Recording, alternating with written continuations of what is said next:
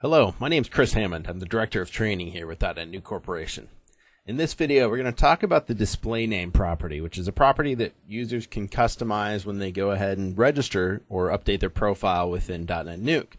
Now, out of the box, it's something that users can go through and modify themselves, but you might, as an administrator, want to come in and restrict that DisplayName property. Now, the DisplayName property can be utilized within the Forums module. It will also be utilized in the default DotNetNuke skin, and we'll see where that is here in just a moment. But we're going to be able to manage that by going into the user settings, which can be found from the Actions menu on the User Accounts page. And we're going to be able to utilize one of four, or a combination of four tokens. We can use the username token, user ID, first name, or last name. Now, the tokens are case sensitive and they must all be in uppercase.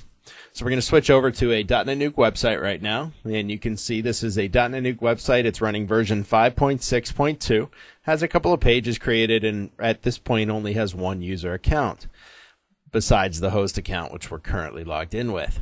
Now, where the display name is going to show up is where the register link would typically be in the DotNetNuke skin. When you're logged in, it shows you your display name. When you're not logged in, it shows you the register option. In the user accounts page, it also shows the display name in the list of columns. So we can see for the admin account, the display name is actually administrator account. And as an admin or a host or a super user, we could come in here and we could actually change that user's display name. So I could come in here and shorten it to admin account. Click on update. That's going to save their display name.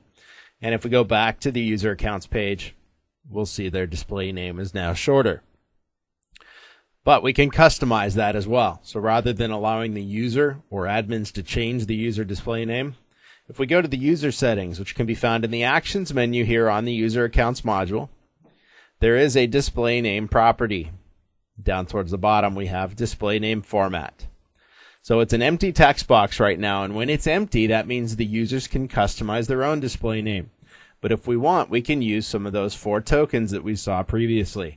If I want the display name to always be the username of the account, I can simply type in that token and click on update. That's going to update the token, and we can see that the display name for the admin shows up here as admin. That is the same as the username. We go back into the user settings. We could, instead of using just the username, we could do something to the effect of user ID, and then maybe a dash, and then the username token. And if we update that, that's going to update the display name for the administrator to -admin. So we could use any combination of those tokens.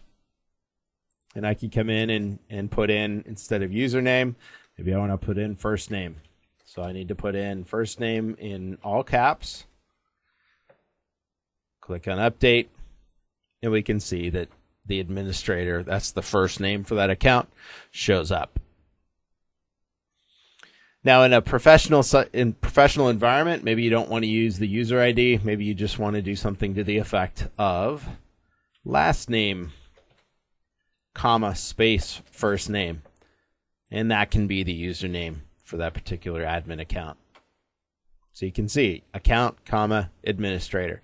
Now, if the user updates their first name and their last name, that display name would change. Now let's go ahead and go ahead and log out of the website, and we'll log back in as that administrator account rather than the super user, which we're currently logged in as. So if I log in as the admin account,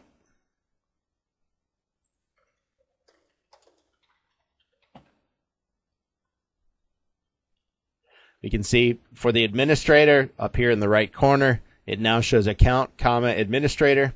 Now, the super user account didn't get the display name formatted because they were actually not part of the portal. A super user doesn't belong to a portal in particular. But I could click on that account or that display name, and it will take me to my profile. I could update my profile and change my first name and my last name, and then it would show up in that particular token format as well. Now, as the administrator, we have the ability to go to the user settings. We have the ability to change that format for the display name option. You could go through and do that at any point in time as the admin. You can see the display name also shows up here. We go into Edit Profile. As a user, when you go in to edit your profile, we have our options for our first name and our last name. If we manage our user credentials, which is first name, last name, on a site that didn't have a display name token, we would have a text box here, and we would have the ability to define it ourselves. Because we have defined the token format, it does show up here as text as opposed to a text box that's allowed to be modified. So we could change the first name and last name. I'll just change it here to my own. Click on Update. And we can see my name changes there within the link to my profile. And if we went to the admin user accounts page, we would also see it changes there as well. So that's just a brief introduction to the display name and the tokens that are available within the display name. For more DotNetNuke training, I'd encourage you to check out the training page found under the Resources tab on DotNetNuke.com. There you'll find a variety of free videos, as well as information about our instructor-led training and our custom on-site and online training offerings. Again, this was Chris Hammond with DotNetNuke Corporation. Thanks for watching the video.